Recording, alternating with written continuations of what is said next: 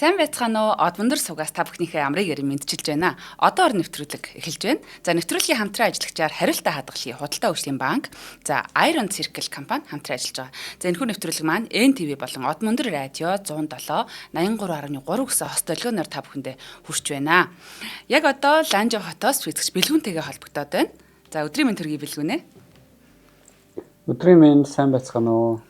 За маш гоё сонирхолтой сэдв байна те олонлог ертөнцгээд надад бол сонирхолтой л байна. Гэтэ бас яг нарийнда ярил маш олон одоо энэ физикийн онол нөгөө утасны онол маш том онолуудыг л агуулсан юм шиг байгаа юм. Тийм яг хоо одоо нөгөө нэг олонлог ертөнц гэхээр одоо сүүлийн үед бол хүүхдүүд аягүй мэддэг болчихлоо шүү дээ. Ялангуяа нөгөө Marvel-ын кино үздэг хүүхдүүд бол бүр мэддэг болсон. Янз янзын зэрэгцээ ертөнц олон ертөнц гэх тиймэрхүү зүйлүүд гардаг. Яг хоо хоёул өнөөдөр олонлог ертөнцийн нэр өгчөж байгаа нөгөө математикчин олонлог буюу сет гэдэг нь юм өөрийн гэсэн тодорхой элементүүдтэй зүйлийг хэлдэг. Олонлог гэхэд жишээ нь одоо бидний хувцсны шкаф бол олонлог байхгүй тий. Хувцсны олонлог байхгүй. Дотор нь байнга юм хувцснууд байж дээ. Тийм олонлог гэсэн. Гутлын тавиур бол гутлын олонлог тий. Элементүүд нь гутал гэх. Олонлог ертөнц гэхээр ертөнцийн олонлог болох нь шүү дээ. Дотроо маш олон төрлийн ертөнцүүдийг агуулсан тийм том ертөнц байна гэсэн үг тийм. Тэрийг болохоор өнөөдөр ингээд олонлог ертөнц гэж нэрлэдэг байна. Түүхийн хувьд харах юм бол хүмүүст ерөнхийдөө иймэрхүү санаа байдаг байсан. Бид нар 2000 жилийн өмнө дэлхийг бүрэн хийгээд мэдсэн шүү дээ. Тэгэхээр дэлхийг бүрэн хийдийг мэдчихэд хэмжиж үзсэн байгаа байхгүй яг ямар хэмжээтэй гэдгийг. Хэмжиж үзээд тэгээ ингээ янз янзын философи санаануудын чагарч эхэлсэн. За дэлхийн ертөнцийн төвд юм уу эсвэл ертөнцийн гадна юм уу гэдэг санаанууд гарч ирсэн. Энэ санааны дунд Анаксагор гэдэг философч байсан. Мань нөхөр бол Афины философч байжгаад Афинд ямар санаа айгу хүчтэй дэлгэрсэн бэ гэхээр ерөөсө бид нар ертөнцийн төв юм байна те. Энэ heaven буюу одод тэнгэр нар сар чинь биднийг тойрж иргэдэг. Бид нар бол төвд нь байгаа юм байна гэж. Энэ санаа маш хүчтэй одоо дэлгэрээд хүмүүс угаасаа энд итгэж эхэлж байгаа. Чингтээ аргагүй шүү дээ. 2000 жилийн өмнө хэлсэн бол улаантай нар сар тэнгэр шөнийн тэнгэр тэ биднийг тойрж иргэдэг байгаа юм чи энэ хамаагүй үнэн санагдах байхгүй. Тэгсэн чинь тэнд Анаксагор гэдэг философч гарч ирж байгаа юм. Жохон эсэргүү нөхөр. Мань нөхөр юу гэсэн бэ гэхээр үгүй энэ тэнгэрт харагдаж байгаа магадгүй тэнгэрт харагдаж байгаа од болгон чинь од нэг бүр чинь өөрөө манай нартай адилхан нэг нар гэж магадгүй. За хэрвээ энэ үнэн бол энэ нарыг чинь тойрдог нэг дэлхийг шиг юм чулуу байж магадгүй тий. Тэр үед бол гариг энтер гэхгүй шүү дээ. Тэр үед чинь ясман дээр гариг планетей гэдэг өгч өөр хэсүүчлэгч од гэсэн утгатай. Тэр үед бол гариг гэдэг зүгээр юм чулуу гэсэн юмар ярьж байгаа байхгүй. Газар дэлхий гэдэг утгаар. Тэгээ юм чулуу байж магадгүй тэрэн дээр нь яг бид нартай адилхан нөхдүүд ингээ балаа юм яриад байж магадгүй гэж маргаж эхэлсэн байна. Тэгсэн Афины бүх философч нар Анаксагорын эсрэг талд орсон. Үчи одоо тий мангар юм уу юу яриад байгаа юм шүү дээ тэр чинь. Улаан цай ингээ тий бөөндөө ингээ санал нэгтцэн нар сар од чинь биднийг тойрж иргэд юм аа тий. Ингээ бүх юм ингээ тогтцоод байна. Одоо тухайн үеийн ажиглалтаар бол бидний онол батлагдчихад байна гэдэг юм ярьж байгаа байхгүй. Тэгсэн Анаксагор өөдөөс нь шал өөр юм яриад шүү дээ. Гүй бид нар чинь нарыг тойрж иргэдэг байхгүй юу да. Наад шүн харагдаж байгаа одод болгон чин ясмэн дээрээ нэг ширхэг нар байхгүй юу да гэдэг юм яриад байгаа байхгүй. Яг мань хүн яаж энэ логик дүгнэлт рүү очсныг бол мэдэхгүй тий. Тэр энэ тэмдэглэгээ одоо түүхийн бичиг сурвалж бичих маш бага үлдсэн байдаг. Анаксагорт маргаж исэн хүмүүсийн маргаанууд нь хариулсан байна. Тэгээд ингээ хоорондоо маргаад тэгсэн чи яг нөгөө 10 эсрэг нэг болохгүй хүчтэй төчгөө болж байгаа. Нөгөө хэдэн лаглаг философч нар нийлж хагаад энэ нөхөр мангар юм яриадах юм хөөчээ гэдэг. Тэгээ Афинаас хөөж явуулсан Анаксагорыг. Тэгээ мань нөхөр өөр хот руу очиод ингээ янз янзын амьдралаар амьдэрсэн байна. За яг Анаксагорын тухай дэлхийн сууднууд дээр бүр хожуу нэг ярих учраас энэ хүргээд зүгээр санааг нь яриад орхичих. Тэгэхээр ийм санаа ингээд анх гарч ирнэ гэдэг чинь эн чинь юу вэ гэхээр тухайн үед өөр гариг дээр бид нартай адилхан амьдрал байж магадгүй байна гэж бодож байгаа чинь өөрөө өөр ертөнц байж магадгүй юм биш үү гэдэг анхны энэ санааны үрийг тавьж өгсөн байгаа байхгүй. За ингээд энэ санаа гэхдээ Анаксагороос биш мартагдсан хөөрхий тий. Эн чинь ингээд ялагдчихж байгаа шүү дээ. Тэгээ дайнд угаасаа ялагдсан улсын түүх бичигддгүү тий. Үргэлж ялсан улсын түүх бичигддэг. Тэгээ ингээд ялагдчихж байгаа. За ингээд Грекийн эзэнт гүрэн нурж унлаа, Ром гарч ирлээ, Христийн шашин гарч ирлээ. Ингээд янз янзын бөө юм боллоо. Нөгөө лаг тэгээ өөрсдөө та нар хоорондоо алдцаад явж хат бид нар ингээд эрдэм мэдлэг түгэнжсэн гэдэг Грекийн соёлыг хуршилж байхгүй болоод нурж унаад тэр хавь чинь нэг харанхуй үе эхэлж байгаа тий. Ерөөсөө ингээд бараг л нөгөө хүмүүс сэтгэхэ болцсон гудам зүгээр нэг нэгээ цааш нь харуулаа ичдэг тий. Бүдүүлэг ийм үе эхэлж явж байгаад арабуудын ачаар арабын соёлын хөгжлийн ачаар Европод буцаад бид нар чи ийм юм хийдэг байсан юм биш үү гэдгийг олж мэдсэн. За ингээд сэргэн манталт эхэлж байгаа. За энэ сэргэн манталтын үед бол хоёулаа өмнө ярьжсэн шүү дээ. Коперник гэдэг хүн байсан, Бруно гэх мэт, Галилей гэх тий мундаг эрдэмтэд ерөөсөө дэлхийг төвд байсныг болиулаад нарыг зогсоогоод дэлхийг нарыг тойрж эргүүлдэг болгосон тий. Тэгээ ингээд ийм одоо нар төвд нарны аймгийн системийг илүү үний юм байна гэж гаргаж ирсэн. Галилей гэдэг хүн Бархасвд гэдэг гаригийг ажиглаад дөрвөн дагуултайг нь олж мэдсэн. Тэр дөрвөн дагуул нь Бархасвдаа тойрж иргэдээ олж мэдснээрээ одоо баг хүн төрөлхтний түүхэнд хамгийн анх телескопоор өөр дагуултай гаригийг олж нээсэн хүн болсон. За энэ маань бас ингээл өнөөдрийн сэдвийн өнцгөөс харах юм бол өөр ертөнцүүдийг олж нээгээд шүү дээ хүн төрөлхтөн маань. За тэгсэн энэ үед Бруно гэдэг нөхөр байсан байна. За Бруног шатаага хийсэн шүү дээ. Тэг католик сүмийнх юм чи бурхны эсрэг юм ярьлаа гэж шатаага хийсэн. За Бруно гэхдээ юу ярьсан бэ гэхээр маш чухал юм ярьсан байна. Нөгөө 1600 жилийн өмнө те 1400 500 жилийн өмнө тухайн Бруногийн үеэс шүү. Хойш уршаага 1500 жилийн өмнө яригдчихсэн анагсогоортой адилхан санаа ярьсан. Бруно юу гэсэн гэхээр за дэлхий бол ингээд нарыг тойрж ирээдгийг хэдүүлээ хүлэн зөвшөөрөө. Энэ бол ингээд янз янзын ажиглалтуудаар болж байна. Гэтэ надад бүр ийм кул санаа. Надад бүр гоё санаа гэж. Ерөөсөө бурхан гэж хэрвээ байдаг бол бурхан ерөөсөө биднэр л ганцхан ажиглахаар зөвхөн биднэрт л зориулагдсан ийм жижиг ертөнцийг хийхгүй. Тэ? Бурхан бол хязгааргүй хүч чадалтай, хязгааргүй ухаантай, хязгааргүй юм оршихуй.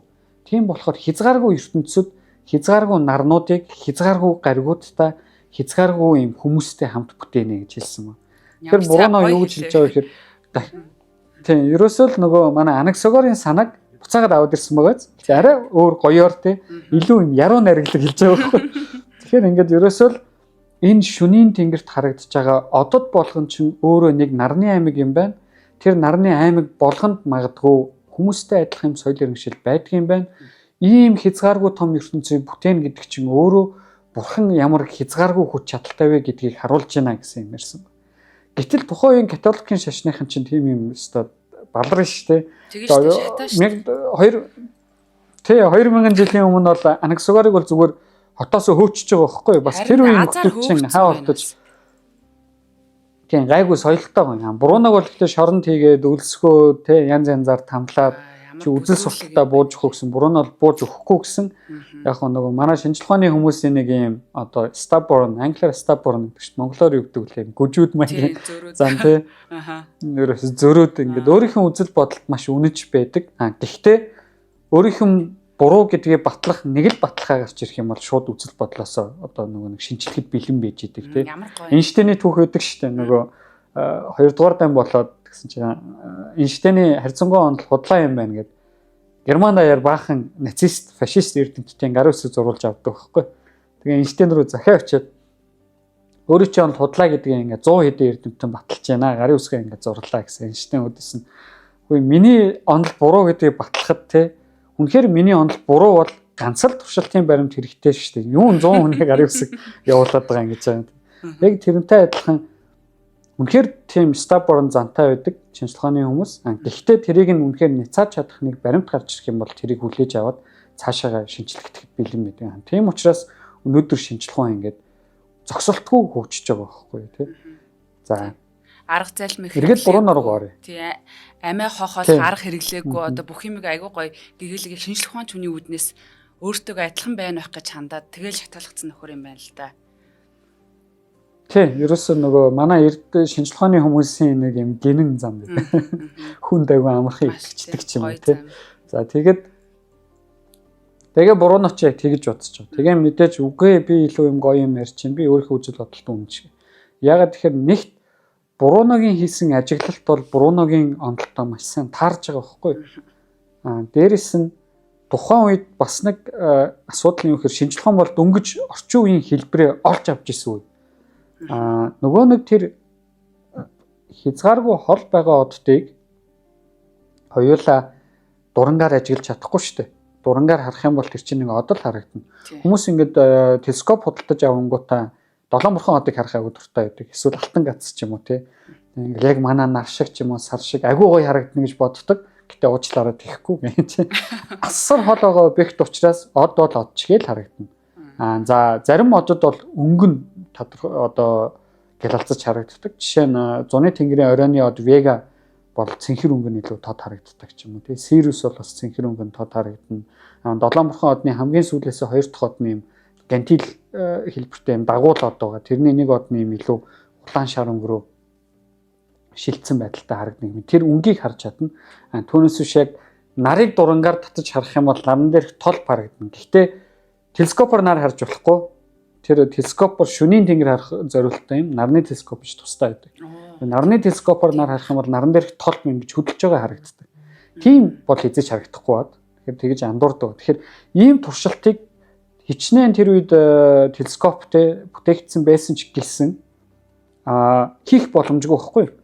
Тийм учраас бас Бруногийн зөв бурууг яах боломжгүй, батлах боломжгүй болчихоо.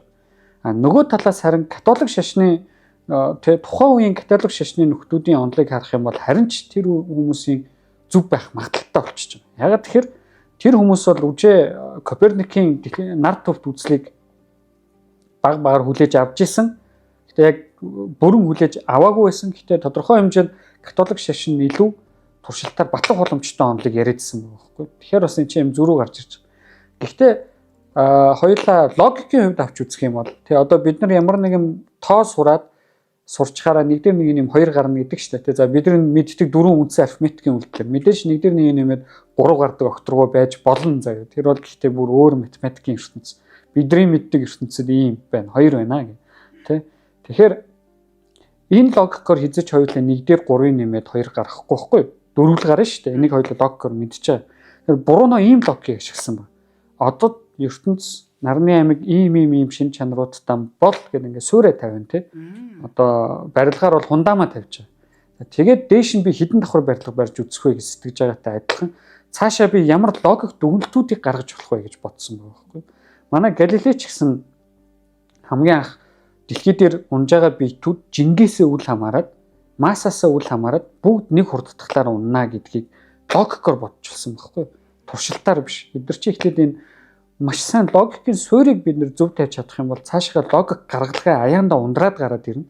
Тэр бол суур үнэн бол тодорхой хэмжээг хүртэл үргэлж үнэн байна. Тэ өөрхийн хязгаарыг хүртэл үнэн байна. Мэдээж хязгааргүй үнэн байдаг юм гэж байхгүй. Тэ тодорхой хязгаар хүртэл үнэн. Тэгээд тэрэн дээрээс очиод дахиад шинжлэх хэрэгтэй болдог. Тэгэхээр Бруно болон Галилей нар маань ийм логик гаргалгаагаар саяны дүгнэлтүүд рүү очиж хүрсэн байна. Энэ өөрөө суурэ тийм зөв тавьсан учраас зөв логикийг гаргаж ирж байгаа. Өнөөдөр ч гэсэн энэ ажиллаж байгаа логикийг гаргаж ирсэн юм. Манай католикийн нөхдүүд тийм ямар алдаа гаргаад байгаа вэ гэхээр анхны логик нь буруу явчихж байгаа тийм ч. Анхны логик буруу явж гин гэдэг нь юу вэ гэхээр ерөөсөө л бид нар ертөнцийн төв тэгээд ямар нэгэн байдлаар ямар нэгэн бүтээгч эзэн бидний бүтээсэн гэж байгаа. Тэгснээр тэрийгэ тайлбарлах одоо нэг монголоор бол урд тормоогоор хойд тормоогоо нөхнө гэдэг штэ тий. Тийм янз янзын юм утгагүй тайлбарууд гаргаж ирсэн баг. Тэгэхээр ингээд одоо жишээ хэцүү болсон. Логик нь өөрөө алдаатай болсон баг. Хамгийн энгийн жишээ Грекийн философч нар юу гэж асуудаг байсан бэ гэхээр христийн шашин дэлгэрлээ тий. Христийн шашин бол Грекийн философи ялангуяа Аристотель орж ирснээр илүү хүчтэй болсон байгаа байхгүй.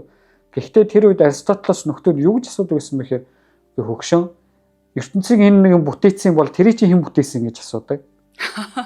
Тэнгүүд нөгөөдөл нь тэрийг ч гэсэн хүн бүтээсэн байх гэнгүүт энэ чи хязгааргүй үргэлжлэх гэдэг байгаа байхгүй. Ийм байж болохгүй.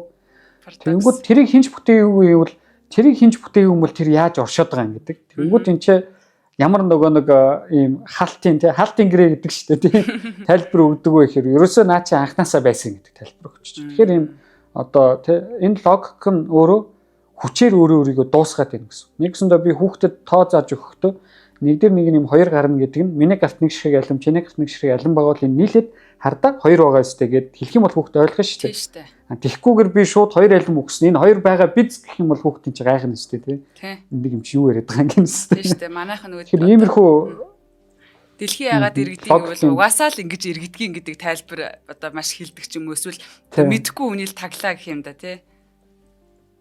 Тийм нөгөө мэдхгүй гэж мянган асуултын хариулт гэдэг шиг. Тэгэхээр ингээд ийм логикийн зөрчлүүд гарч ирсэн байна. Тэгэхээр энийг хамгийн сайн ажигласан байгаа байхгүй. Хоёулаа хамтран ажиллагчаа арчаад үргэлжлүүлэх үү? За тэгээ нэвтрүүлгийн хамтран ажиллагчаар хариултаа хадгалын худалдаа хөгжлийн банк хамтран ажиллаж байгаа. Тэгэхээр худалдаа хөгжлийн банкныхан маань бол одоо мөнгө хадгалъя. Тэгээд бас хадгалахдаа та бүхэнд бас юм хоёр маш юм хэлбэр аргаар хадгалах юм боломжийг санал болгож байгаа. За нэг нь бол хариултаа хадгалъя, нэг нь болохоор өдөр бүр хадгалъя, хуримтлуулъя гэсэн ийм хоёр санал байгаамаа. Тэгэхээр одоо мөнгө хадгална гэдэг бол нэг юм том ажил, том шийдвэр юм шиг болох гэдэг. За энэ хариултаа хадгалъя гэдэг бол харин маш юм хэлбэр юм байлээ. Одоо ямар нэгэн худалдаа авалт хийх болгондоо, карта зурх болгондоо одоо мөнгөө бүхэлчлээд одоо би жишээлбэл 6500 төгрөгийн юм авлаа гэж бодоход 7000 төгрөгийн шууд миний картнаас карта зурх болгонд ингээд бодогдоод хасагдаад миний одоо хуримтлал руу ороод явах юм байлээ. За энэ бол маш юм хэлбэр амар өөрөө ч одоо юу гэдэг ямар нэгэн байдлаар их хэмжээний мөнгө их нэг дор гарах биш өөрийн одоо санхуд огт мэддэхгүйгээр ингэж тэмгэж байгаа учраас маш юм таатай хуримтлал санагцсан бас ингээд өөр нэг нь болохоор одоо өдөр бүр хуримтлуулъя буюу одоо дансных нь үлдэгдлийн бутархай дүнг ингэж татдаг бас нэг ийм сонголт байгаа. Тэгэхээр миний ойлголтоор бол одоо карта их зурдаггүй юм уу тухайн хүмүүсийг өөртөө зориулаад бүр багаар хадгалъя тий олон жилийн турш хадгалыг бол өдөр бүрээ сонгох юм уу эсвэл одоо карта одоо жишээлбэл манай одоо захирал жишээлбэл одоо нөгөө машины урьдчилгаа хийцэн тэгээд байгаа. Надад бол одоо жишээ нь энэ хариултаа хадгалыг бас маш их таалагдж байгаа. Карта зурх болгондоо миний данснаас 500 юм уу 700 төгрөг гарч байгаа болвол ямар ч асуудал байхгүй. Гэхдээ нөгөө туслыг хураавал гэдэг шиг маш гоё юм санал байгаа. Тэгэхээр та бүхэн манаас худалдаа хөгжлийн банкн дээр очиод энэ хоёр үйлчлэгээнийг өөрөө тэр хариултынхаа бутархайг хэд байх вэ гэдгээс гэрэн дээрээ тусгаад сонгож авах юм байлээ. Тэгээд одоо хүмүүстээ энэ хуримтлалтай байхыг уриалж байгаа худалдаа хөгжлийн банкныхантай их баярлалаа. Та бүхэн илүү дэлгэрэнгүй мэдээллийг болохоор 1819 77 гэсэн утсаар холбогдож авах боломжтой. Бас биеэрээс очиод одоо илүү дэлгэрэнгүй мэдээллийг болон гэрээг их боломжтой. За тэгээд танаа хамт олонд их баярлалаа. За энэ чинь нөгөө нэг жоохон бахт бид нар нөгөө ээж авийнхаа юмд гүйдэг байсан шүү дээ. Тэгэнгүүт хариултаа хадгалаа гэсэн чинь нэг юм гахаан дотор аваачаа хийждэг байсан шүү дээ. Тэрийг л худалдаа хөгжлийн банк шууд бид нар өмнөөс чинь гахааг чинь хийгээд өгөө л гэж байгаа юм. Тийм шүү дээ. Нэр ямар хөөрхөн гоё юм тийм байна. Одоо ингээд гэхдээ бас энэ дээр бас нэг юм айгу анзаардаг юм л. Одоо нөгөө бутархаа мөнгө, хариулт мөнгийг хүмүүс хийхдээ яадгүй гинэ, анзаардгүй гинэ. Ялангуяа карт уншуулж байгаа үед. Бас дээрэс нь хүн карт уншуулж байгаа үедээ өөрийгөө хязгааргүй мөнгөтэй гэж боддог гинэ. Автоматар. Ягаад тэгэхээр нөгөө нүдэнд нь ингэж тоологддог, баригддаг мөнгө биш байгаа байхгүй. Тэгэхээр хүн их үрж эхэлдэг. Хүн их үрж эхлэхээр нөгөө бутархаа мөнгө, хариулт мөнгнүүдээ анзаарахаа болж эхэлдэг. Тэгсэн чинь тэр мөнгө нь одоо баг те машины урьдчилгаа болчихор ч юм уу, байрны урьдчилгаа болчихор мөнгө явж идэг гэж байгаа. Тэгэхээр энэ дээр л худалдаа хөгжлийн банк амар гоё. Тэгээд бид нар та нарын өмнөөс наадах чинь гахаан тэгээд өгөө гэж байгаа юм байна манайхаа. Тий, гоё савыг бэлдээд одоо хадгалах тэр бүтцийн их юм айгүй гоё бэлдээд өгчөж байгаа байхгүй тий. Харин тийм байна. За би ч гэсэн тэгээ худалдаа хөгжил ашигладаг болохоор айгүй ашигтай юм байна. За одоо ингээд үндсэн сэдв рүүгээ буцаж оръё. Бруно ингээ Галилей гэдэг одоо жоохон нөгөө өнгөрөгч 12 дугаар хагсын эхний хагсын нөхдүүдийг ярьсаар байна. Тэгэхээр яг ингээд энэ үеүүдэд яаж байгаа вэ гэхээр энэчнээс хоёулаа ярианы эхний хэсгээс бац хамгийн гол хоёр санаа юу вэ гэхээр олонлог ертөнц буюу олон ертөнцийн санаа бол аль 2000 оноос 2000 жилийн өмнөөс л байсан баг юм тий. Хүний нөгөө нэг энэ тарих ямар гоё сэтгэдэг вэ гэдгийг тэнцэнэс бид нар харж болж байгаа. Хоёр дахь юм нь юу гэхээр үнэхээр логик суурийг зөв тавьж чадах юм бол бид нар рационалаар сэтгэгээд цаашаа тий логик рационалаар сэтгэх юм бол тодорхой хэмжээнд тодорхой хязгаар хүртлээ зөв логикийн дүгнэлтүүдийг одоо таамаглалуудыг дэвшүүлж чадчих байгаа байхгүй. Тэгээ нөгөө энэ дээр ингээд зарим хүмүүс намайг бити их мэдгч царайлаад бай гэдэг. Тэр чинь нөгөө нэг яг юм тий шинжлэх ухааны байгалийн шинжлэх ухааны ч юм уу эсвэл математикийн физикийн хүмүүс яадаг вэ гэхээр нөгөө анхны шинжлэх ухааны логик суурь маань бүх шинжлэх ухааны суурь байгаа шүү дээ. Тийм учраас бусад шинжлэх ухааны логик руу хөрвж болдог. Тийм болохоор ингээд тэрийг ингэж нэг юм рационалаар ойлгож болж байгаа байхгүй тий. Их мэдээд байгаа биш. Тэр чинь бас давхар ингээ уншиж байгаа юм. Яг үнэн тий. Давхар мэдээж унших хэрэгтэй. Уншиж бид нар тэнцээ рационалаар сэтгэх боломжтой болно. Дан логик бол хүнийг тодорхой хэмжээнд буруу дүгнэлтүүд рүү аваачна. Ягаад тэгэхээр хүн чинь баястай амтан байхгүй. Хүн жишээ нь дэлгүүрт ороод тий маш ингээд зүгээр юм санамсаргүйгээр өрцсөн ундаанууд байлаа гэхэд өөрийнх нь дуртай ундааг хамгийн түрүүнд олж хардаг хүн юм баястай ямар нэг юмнаас юм өөрийн мэдлгүй хамааралтай байдаг юмтай байхгүй. Өөртөө таалагдсан зүйлээ хүн жишээ нь автоматар үнэн гэж боддог тий. Түрүүний шашны нөхдөв, буруунаг шатаадаг шашны нөхдөв чи. Гэтэл яг туршилтын физик хийдэг жишээ. Туршилт хийдэг шинжлэх ухааны хүмүүс бол яг энэ баяасаас салж чадсан. Нөгөө датаг өөрийн үнэлэмжээр харахгүйгээр датаг яг нейтралаар харна гэж хэлдэг бид. Тэгж харсан хүмүүс үү. Тийм болохоор хүн өөрөө энээсээ салах хэрэгтэй. Үүнээсээ салахын тулд унших хэрэгтэй, тэр арга барилуудад суралцах хэрэгтэй болж байна. За одоо ингээд хүн төрөлхтний түүхэнд яг нарны аймаг болон дотоод ертөнцөө судлаа гэдэг 90 үе ерөөсөө өнгөрдөг зууны хүртэл явсан. Нөгөө өөр гариг ертөнцүүдийг судлаа гэхээр бидний технологийн боломж хүрдэггүй байсан тийм. Дээрээс нь Ньютон гэдэг хүний гаргасан онол ч юм. Эдгээр онолууд маань өөрөө яг шууд өөр ертөнц байж болох юмаа гэдгийг математикийн хувьд одоо таамаглахгүй байна. Тийм учраас за өөр ертөнц байж магадгүй юм байна гэдэг санаа бол нэг хэсэгт ингэж хаягдаад алгуулчихж байгаа. Гэхдээ яг хөө ингэж ном зохиол төр жишээ нь Жюль Верне сар руу аялсан гэдэг дээр ингэж сар руу очдог ч юм уу тийм юм фантаз санаанууд байсан. Жинхэнэ шинжлэх ухаан маань илүү математик гэдэг өөрийн гэсэн одоо хилтэй болчихж байгаа. Тийм хэрэглүүртэй болоод тэр хэрэглүүрээрээ тэр маань юг таамаглаж чадчихээн тэр маань тэрний таамаглаж байгаа зүйлийг бид нар хэмжих боломжтой юу гэдэг байдлаар шинжлэх ухаан хөгжиж эхэлж байгаа. Нэг гэсэндээ хэмжиж болох бүх юмыг хэмж гэж байгаа тийм Галилей. Тэгээд тэрийг онолтойгоо харьцуулна. Ерөөсөө энэ бол онол ямар нэгэн юмыг эхлээд тайлбарлана. Нэгэнд ажиглагдсан үзэгдлийг. Дараа нь тэрнээсээ бүтээгээд нэг юм загвар бий болно. Бид нар hypothesis гэж хэлдэг. Тэр hypothesis маань дахиад нэг юм таамаглал. Одоо жишээ нь Ньютоны онолоор бол сугар гариг нарыг тойрж ирэх хугацаанд тэд байна гэдэг юм таамаглана тийм. Өгөгдлүүдийг өгчих юм бол. Тэгээд тэрийг нь ажиглаа. Тэрийг ажиглаад батлах хүртэл Ньютоны онол бол Ньютоны онол биш Ньютоны hypothesis байгаа байхгүй. Тэгээд тэрийг нь батлангууд Ньютоны онол болж байгаа. Таамаглал дэвшүүлж чаддаг, өмнөх ажилтнуудыг тайлбарлаж чаддаг, шин таамаглалуудыг гаргаж чаддаг. Гэтэл яг энэ онол маань өөрөө манай ертөнцөөс өөр ертөнц байна уу гэж асуух юм бол тодорхой хариулт өгөхгүй бас тодорхой одоо энд одоо хариулахчгүй байна гэсэн. Нэг гэсэндээ хариулахгүй байна гэдэг нь үгүй ч гэж хариулахгүй, тийм ээ ч гэж хариулахгүй байхгүй. Ерөөсөө энэнд хариулах чадваргүй онол байна гэсэн үг тийм чи. Аль нэгэн спектр руу одоо хариултыг өгөх чадваргүй тийм онол байгаа байхгүй.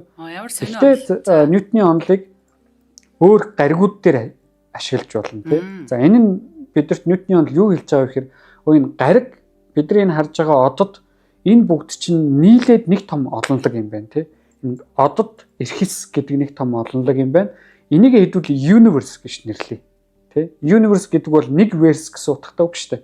Нэг гэсэндээ нэг ертөнц гэж байгаа байхгүй. Цор ганц ертөнц гэсэн утгатай үг болчихж байгаа. Universe. Энийг ингээд ертөнц гэж нэрлэе. Орчлон гэж нэрлэе тэ.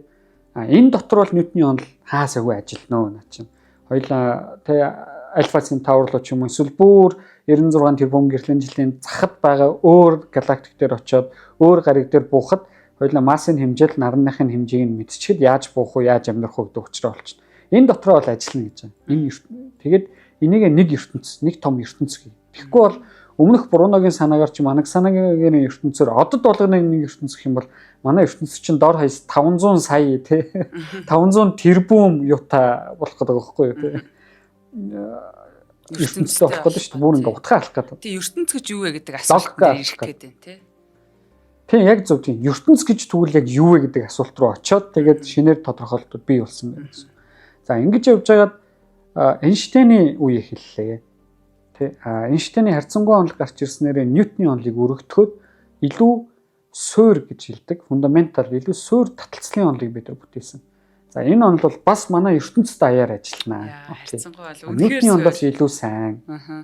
Тэ Энэ дээр тэгээ нөгөө хүмүүсийн нэг юм андуурдаг юм байдаг. Ямар нэгэн шинжлэх ухааны онол өмнөх шинжлэх ухааны ноёрхож исэн онолыг тэ нясалж унгаагаад ингээд шууд гараад ирж байгаа юм шиг юм ярьдаг. Үгүй шинжлэх ухааны хөгжил тэгж явагддгүй. Энэ бол Холливуудын кинон дээр л байдаг юм. Шинжлэх ухааны онол яаж явагдав гэхээр би ихэд нэг энэ хэсэг юм мэднэ. Би ингээ аягүй сайн мэддэг болчлоо. Тэгсэн Эйнштейн гэдэг хүн гарч ирээд энийг маань ийм том болгож өгч байгаа байхгүй илүү өргөтгөж өгөөд тэгээ илүү их одоо өмнөх юм жижиг байсан юм илүү том болгож өгч гэнэ гэсэн. Байшингаар ярих юм бол хундаам тавигдсан тэгээ ингээ нэг 3 давхар байшин байлаа. Тэгсэн чинь дараагийн барилгачин маань ирээд энийг яаж 5 давхар 6 давхар 10 давхар болгох уу гэдгийг бид нар зааж өгч гэнэ гэсэн үг байхгүй юу те. Ингээд илүү цаашаа өргөтгөхөд яваад байдаг. Би өнийх дээрээ гişхүүр болгоод явж байгаа гэх юм уу те. Яг зөв. Тийм шинжлэх ухааны бүх онол бүх салбар тэг хөгжил өөрөө ингэж явагддаг зүйл. Тийм болохоор магадгүй шинжлэх ухаан хизээ очиод төгсөх вэ гэдэг асуулт өөрөө утгагүй болж мэд. Ягаад тэгэхээр шинжлэх ухаан чи үргэлж ингэж гадагшаага тэлж идэг буюу хөгжиж идэг зүйл байгаа байхгүй. Үргэлж өмнөх алдаагаа засварлаад дараагийн ингээд шин зүйл рүү те. Одоо зүгээр жоохон бүдүүлгээр хэлэх юм бол тэг хүнээр ярих юм бол илүү өмнөх өөртөө байгаа байсан муу мухагаа засаад сайн сайхан руу тэмүүлж байгаа гэдэг ч юм уу тийм нэг юм буддист маягийн тиймэрхүү одоо яг ч буддист биш л тэгтээ нэг юм буддизмда төстэй маягийн тийм байгаа байхгүй шинжлэх ухаан өмнөх алдаан дээрээс өрүүлж суралцж идэг тийм болохоор өнөөдөр жишээ шинжлэх ухаанд хүүсээр ялгаруулж болдгоо шинжлэх ухааны этикгүй хүнийг харж чаддгүй за хоёлаа өмнөх эрдэмтдтэй дугааруудыг манай сонсогчд маань үзэх юм бол шинжлэх ухааны этикийг зөрчснөөс болж зарим хүмүүс яаж тэ хохирж исэн, яаж харамсаж исэн тухай бид хоёр ярилцсан байгаа. За тэгэхээр энийг ийм зүйлүүдийг дагаад хөгжөө. Жишээ нь магадгүй ингээл өнөөдөр нийгэмд одоо саяхан эмэгтэйчүүдийн баяр болсон шүү дээ, тэ. Эмэгтэйчүүдийн баяр гинэ. Эмэгтэйчүүдийн эрхийг хамгаалах олуулсан өдөр, тэ. Болсон. За энэ бол ингээ нийгэмд бид нар өнөөдөр үргэлж тэмдэглэж байгаа нэг шалтгаан. Мэдээж заавал тэмдэглэж явах хэрэгтэй л доо. Иймэрхүү өдрийг тэмдэглэх гэхгүй л дээ өдрийг байхгүй болгочих юм бол тэр чинь магадгүй фашист систем л хэвгүй тий. Тэгэхээр тэгж болохгүй тэр систем тэр өдөр байна гэдгээрээ энэ эрхийг бид нар ярих хэрэгтэй шүү дээ ярьж явах хэрэгтэй. Гэтэл өнөөдөр нийгэм яг бид нар бодтоор харах юм бол эмэгтэй эрэгтэй хүмүүсийн ажлын байран дээр ч юм уу ингээд зүгээр дийлэнхээр тий манай од мөндөр дээр биш л тий. Дийлэнхийг харах юм бол эмэгтэйчүүдийн эзлэх байр суурь тодорхой хэмжээнд жоохон бага байдаг ч юм уу тий. Зөвхөн Монголд ч биш ер нь дэлхийд даяар жоохон тийм ч гэдэг юм тийм байдаг. Шинжлэх ухаанд болохоор энэ байдлыг үргэлж эсэргээр нь авч үздэг. Гэхдээ бид нар аль болох эмэгтэй, эрэгтэй биологийн хоёр хүйсийг яана тэгш хэрэгтэй авч үзнэ. Аль болох эмэгтэйчүүдийг шинжлэх ухаанд авна гэдэг ч юм. Яг тэгэхээр хаширсан байхгүй өмнө аягүй олон мундаг ухаантай эрдэмтэн эмэгтэй хүмүүсээ аваачиж эмэгтэй гэдгээс нь олж цүлж хаяад тий тоогоогүй. Тэгээ хаширсан учраас өнөөдөр тэр алдаанаасаа суралцаад цаашаа ингэж явж байна. Шинжлэх ухааны хөгжил бол өөрөө ингэж явдаг зүйл байна. За ингэж явж байгаа тарин яаж байгаа гэхээр Эйнштейн хүртэл алдаа гаргасан байна тийм чи. Миний онол космологийн тогтмол гэдэг ламда гэдэг гişүү оруулаад өгчих юм бол ертөнцийн тогтон болчих юм байна. Тийм тогтон төлөвийн ертөнц гарчих юм байна штэ. Гэдэг нь тухайн үед хүмүүс их тесрэлтийн онолд итгэх үү, тогтон ертөнцид итгэх үү яг хоёр хуваагддаг байсан байхгүй.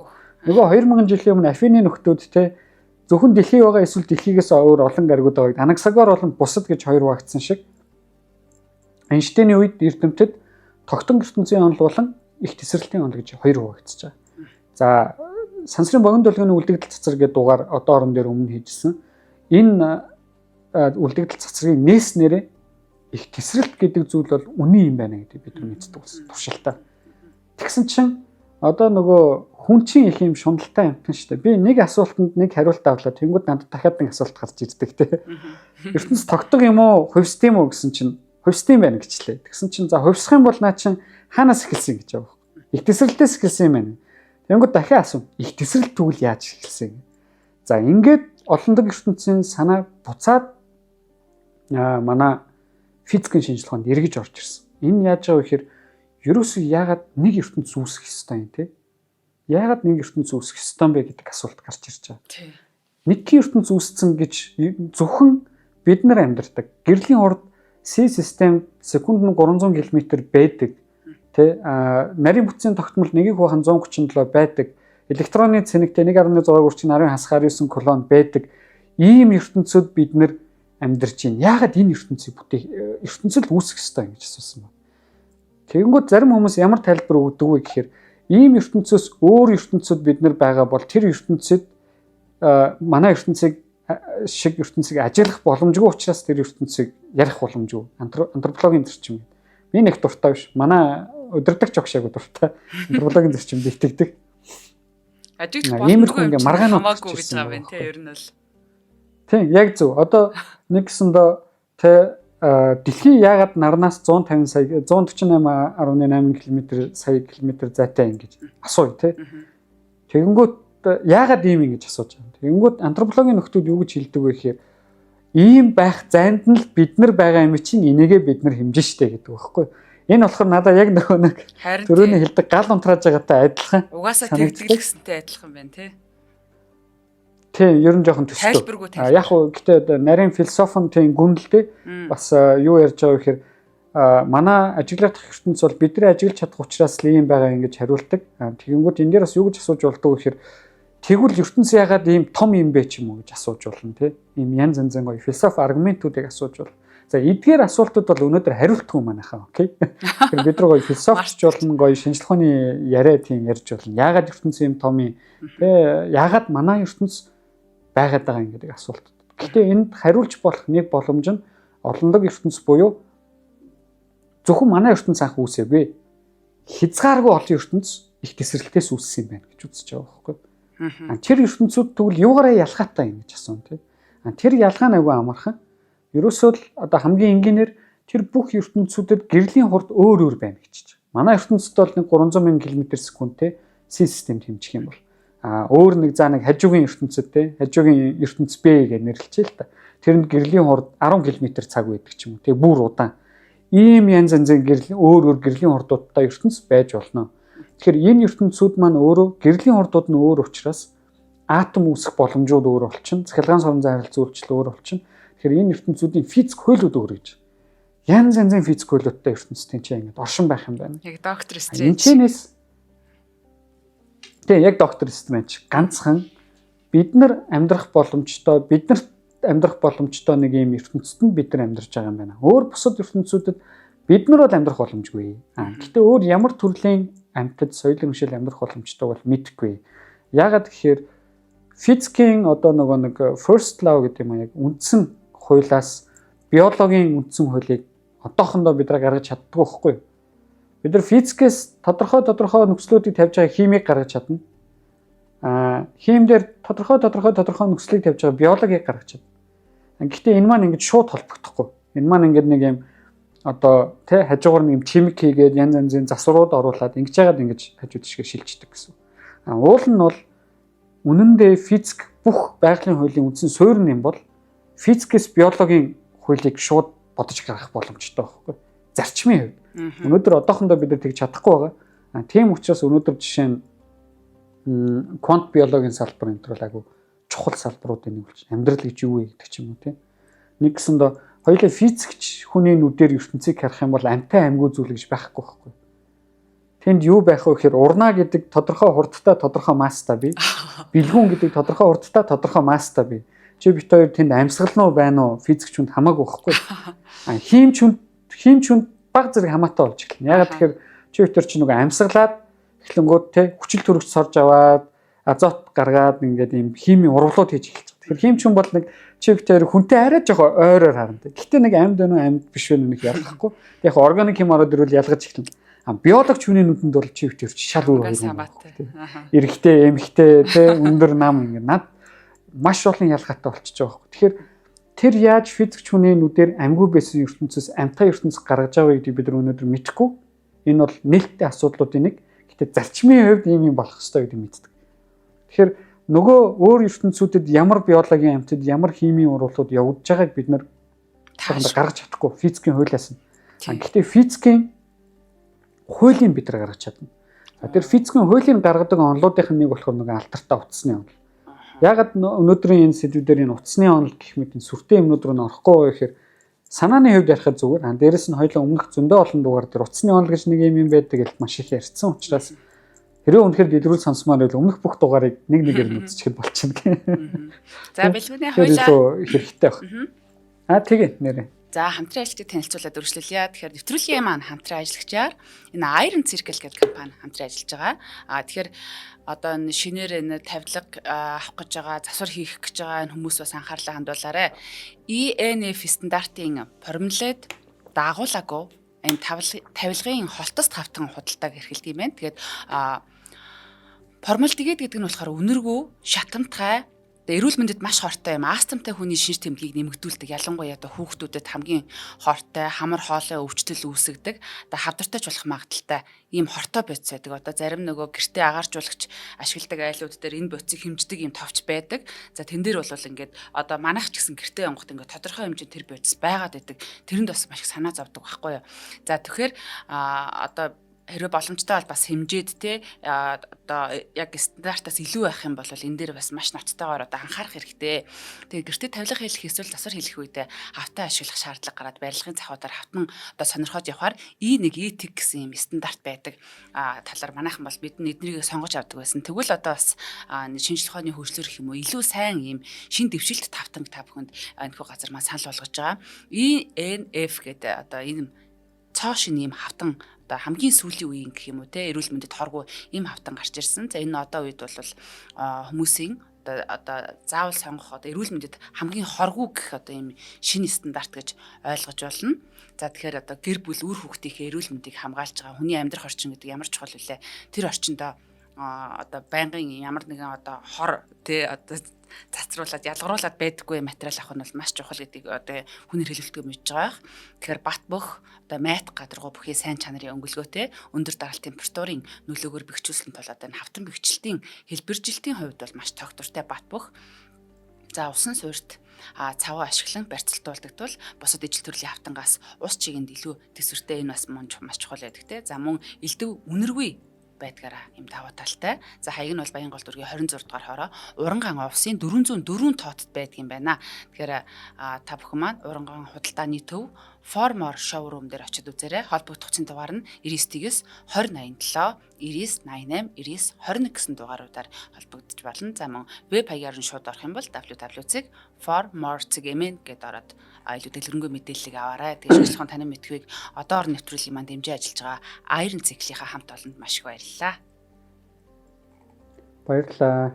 Энэ нөгөө формалдгид гэдэг чинь нөгөө юу штэ те.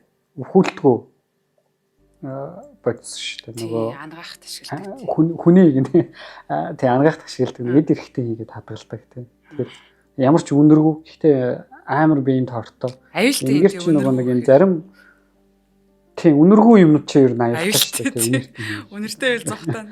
Одоо юунууд энэ нөгөө нэг монголоор бол нэг хятадас гэдэг штэ те. Нэг юм хятадын агуу муу одоо үйлдвэрүүд гэж байгаа тийм. Тинчээ чи ингээд панелуудаар формалдгидээр бодчихдог. Тэр чи яаж юм тэр авиж өгчүүлэхгүй байхгүй. Тэгэхээр үргэлж шин харагдчихдаг. Гэхдээ тэр бол эрүүл мэндэд тогттой юм. Тэгэхээр ер нь ямар нэгэн тавилга гэдэг чинь нөгөө гэрт үргэлж байж идэг зүйл шүү дээ. Бид нар чинь амьдралынхаа 65%-ийг дор хаяж те гэртээ өнгөрүүлдэг гэж байгаа шүү. Тэгэхээр тэр хугацаанд гэртээ хордоодох юм бол энэ чинь баларна. Тэгэхээр хүмүүс бол энийг агуулсан мэдж явах. Чи ингэ түрүү хэллээ те. Ер нь бол формалдгидыг гэртээ хэмжиж явах хэрэгтэй. Би манайч ч гэсэн нэг байдаг. Ийм тийм хэмжээ байна. Критик хэмжээ энэ төр тийм тавьж болтой. Тэрийг бол хүмүүс мэдж. Тэгэхээр тийм юу байхгүй тавилга гэдэг бол агуу гой сонсогдож байна л доо. За баярлалаа. Тэгээд ярианыхын төгсгөлийн хэсэг рүү оръё. Тэр яг хуу strength theory буюу утасны онол гэдэг онол гарч ирээд олонлог ертөнц байж болох юм байна. Гэрлийн хурдууд нь өөр буюу өөр физикийн хуйлуудтай юм олон ертөнцүүд байж болох юм байна гэж таамагласан байна. Эргээд нөгөө нэг 2000 жилийн өмнөх Бруногийн ярьжсэн санаа юм. Дахиад яригдж байгаа. Бруногийн Анаксагорын ярьжсэн санаа. Гэхдээ энэ санаа байгаа ч гэсэн одоо жишээ нь атом бол 2000 жилийн өмнө санаа байсан. Гэхдээ өнөөдөр бол атом бүхэл бүтэн онол болоод туршилт болоод ажиглагдсан зүйл. 2000 жилийн өмнө Анаксагорын олон ертөнц бол санаа байсан. Гэхдээ өнөөдөр өөрийн гэсэн математик онолтой болсон. Зүгээр нэг юм хоёр нөхөр тэнгэр харж өвч байгаа. Тэнд ертөнц болов байхгүй болов гэж ярьж байгаа биш тий. Нөгөө зандаахын өнгөө өгдөг штэ. Нэг нохон дээр байгаа бөөс хоёр бөөс нэгнээсээ асуудаг. Өөр нохон дээр бөөс өгдөг болоо юм байна. Тэгж зүгээр хоорондоо ярьж байгаа зүйл биш. Өөрийн гэсэн онолтой, өөрийн гэсэн таамаглал дэвшүүлж чаддаг. За тэр таамаглалуудын нэг нь мэдээж манай ертөнц байх хэвээр. За ингээд ерөөсөө өнгөрдөг 100-ны 2 дугаар хагас ерөөсөө л одоо энэ нөгөө манай супервайзер профессор энтрийн хийсэн бүх зүйлүүд эдний үеийнхний хийсэн юм утасны онолчдын хийсэн том зорилго юу гэсэн бэхэр энэ утасны онолын таамаглаж байгаа өчнөө олон дог ертөнцүүдээс өөрсдийнхөө ертөнцийг бодож гаргах байхгүй. За ингээд маш одоо эн чинь баг тий 30 40 жилийн энэ чинь ингээд тулаан өрнөж байгаа юм тэр утасны онолоос өөрсдийнхөө ертөнцийг бодож гаргах. За ингээд бодож гаргасан чинь дор хаяж 10,500 зэрэгт хэмжээтэй ертөнцүүд байгаа. Манай ертөнцтэй ойролцоо харагддаг. Яг аль нь манай ертөнцийг мэдэхгүй. Гэтэ аль нэг нь манай ертөнц. За 10,500 зэрэгт бол ёстой ямар хэмжээний тоог бол би мэдэхгүй. Монголоор юу гэж хэлдгийг ч мэдэхгүй юм энэ тоог. Энэ бол өнөөдөр бол жишээ нь ертөнцид байгаа нийт протоны тоо 10,500 зэрэг хүрэхгүй байна. Тэрнээс их хэмжээний маш бүр төсөөлшгүй хэмжээний юм ертөнцүүд байгаа байхгүй. За ингээд утасны онолд хүмүүс тодорхой хэмжээнд бууж өгч байгаа. Олонлог ертөнц гоё байна. Олонлог ертөнц юуг тайлбарлаж байгаа гэхээр энэ байгалийн хуулиуд яагаад өнөөдөр бидний энэ хэмжээд байгаа шиг байгааг тайлбарлаж болж байна гэдэг тайлбарлаж өгч байгаа. Гэхдээ 10,500 зэрэгтэй зөвхөн 10,500 зэрэгт ертөнц нь манай ертөнцтэй ойролцооно гэдэг байгаа шүү. Тэрний цаана манай ертөнцөөс 90 ондоо үүнээс ч их хэмжээний ертөнц байгаа. Тэгэхээр тэрийг бол бүр утгагүй болж байгаа байхгүй юм өөрөө утгагүй болж байна. Замбраагүй болж байна.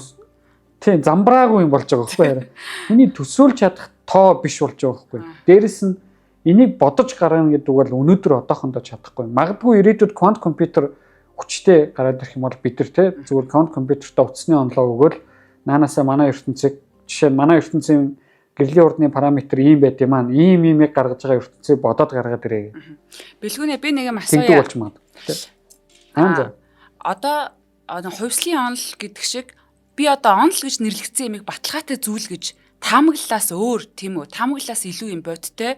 Одоо баталгаатай зүйл гэж бодох гээд байгаа байхгүй. Одоо доор хаяж одоо 98%-аас дээш хувьтэйч байд юм уу? Зүгээр яг нэг эрдэмтэн биш үний үгээр хэлэхэд мөн үү? Тэгвэл энэ олонлог ертөнцийн онол юм бол онол гэдэг нь одоо энд шууд итгэж болно гэсэн үг мөн үү? Гүг яг олонлог ертөнцийн онол гэж яриад байгаа нь яг утасны онол гэж ярьж байгаа нь энэ онол маань өөрөө дотроо өмнө нь байгаа квант физик, харьцангуй физик те харьцангуй онол квант механик гэдэг энэ өмнөх онолуудаа өөртөө шингээсэн. Энэ юг харуулж ийн вэ гэхээр нөгөө түрүүний онолын тодорхойлолт буюу өмнө ажиглагдсан зүйлүүдийг тайлбарлаж чадна гэсэн. Гэтэ яг яаж ингэж тайлбарлаж байгаа гэдгийг өнөөдөр хинч бодож чадахгүй гэсэн. Тэгэхээр яг энэ дээр чиний түрүүний хэлж байгаа маргаан бол айгүй гоё асуулталтай маргаан гардаг. Юу гэхээр наад утасны онол буюу олонлог утасны онол болон олонлог ертөнцийн онолыг чин онол гэж хүлээж авах юм уу? Модель те загвар гэж хүлээж авах юм уу? Яг туршилтын физикийн хүмүүс бол наа чин загвар зүгээр санаад үдээ гэдэг зарим үгээр. Илүү математик талдаа онолын физикчнэр бол наа чин онол гэж хүлээж авдаг. Гэхдээ анх бид нар энийг онол гэж хүлээж аваад онол гэдээ ярьсан учраас өнөөдөр үргэлж онол гэдэг. Гэхдээ энэ утасны онол гэдэг онол маань өөрөө ямар нэгэн таамаглал одоохондоо яг туршилтаар батлагдаж болох таамаглал дэвшүүлж чадаагүй байгаа онол. Дэвшүүлж чадахгүй юу гэдгийг ч өнөөдөр бид нар мэдэхгүй энэ онол ирээдүйд те.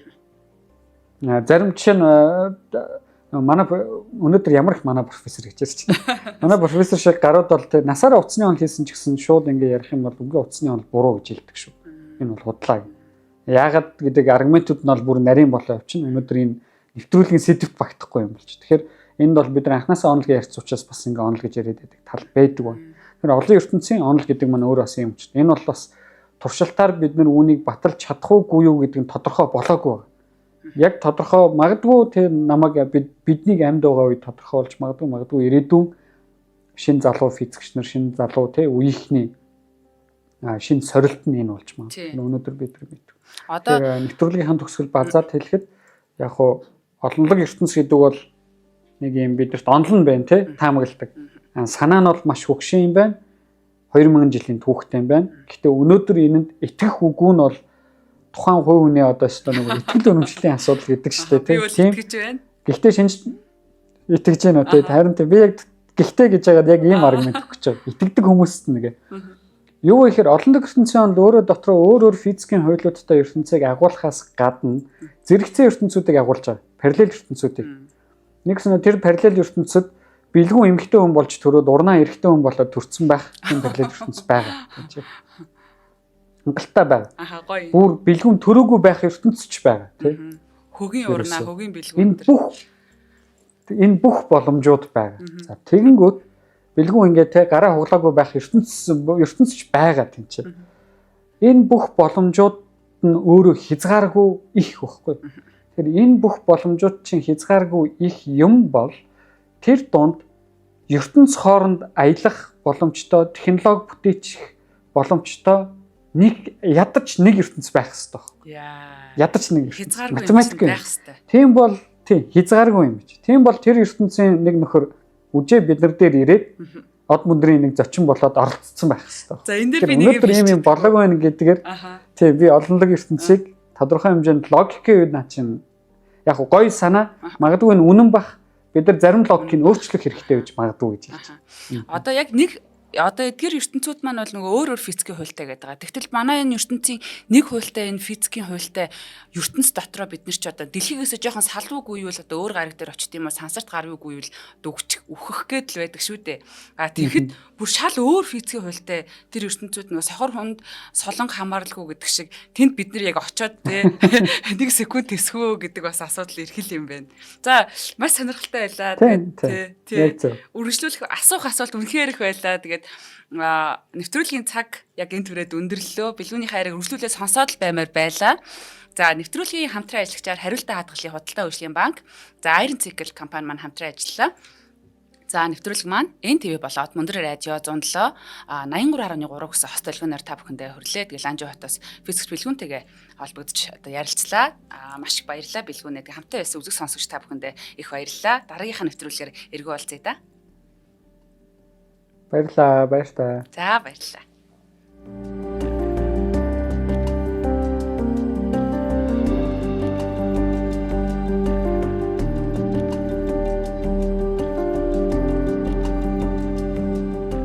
Нэвтрүүлгийг хүлээн авсан Нарны аймгийн монголчуудаа баярлалаа. Од мөндөр суваг энэ мэтлэн танин мэдхүн 1000 хөтөлбөрийг 2025 оны 7 сарын 1 хүртэл та бүхэнд хүргэх юм.